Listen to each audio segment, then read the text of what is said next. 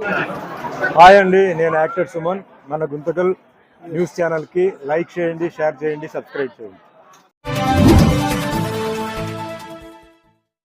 మన గుంతకల్లు న్యూస్కి స్వాగతం. ముల్లా మహమ్మద్ వలి, మాది కుందనగుర్తి గ్రామం, మాది తాలూకా వచ్చి ఆలూరు.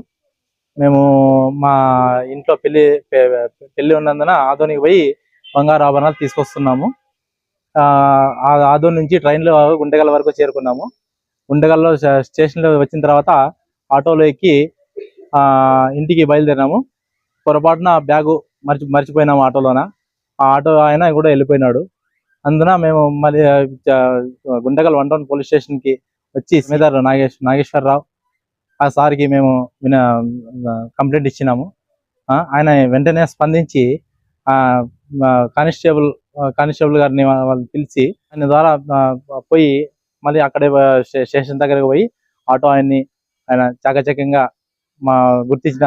గుర్తించి మా ఆభరణాలు మాకు ఇప్పించినారు. మా ఆభరణాలు మాకు ఇప్పించినందుకు పోలీస్ శాఖ వారికి ధన్యవాదాలు కోరుకుంటున్నాం. సార్, నా పేరు వీరేష్ సార్. నేను ఆటో డ్రైవర్ని. మళ్ళీ 9 గంటలకి ఇట్లా స్టేషన్లో బాడికి వచ్చిండే వీళ్ళు. ధర్మారం గేట్ కాడ 7 సార్లు అన్నాక సరే సార్ ఎక్కండి అన్నాక ఎక్కినారు సార్. ఎక్కినాక మేము పోయి ధర్మారం గేట్ లో drop చేసేసినాం.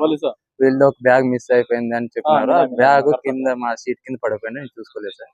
చూసుకోలేకున్నట్ల constable Kumar sir 1 town police station లో కానిస్టేబుల్ కుమార్ సార్ వచ్చిండ్రి.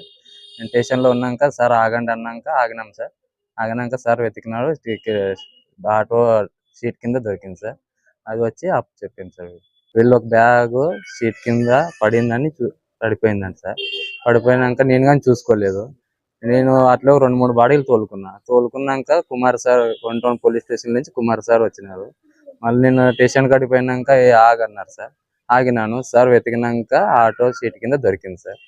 మళ్ళా దొరికినాక వాళ్ళకి అప్పటి వరకు నేను చూసుకోలేదు సార్. నేను చూడలే. కానీ అది వేరే వాళ్ళు చూసుకుని ఉంటే తీసుకోపోతుంటే నా మీదే వస్తుండే సార్.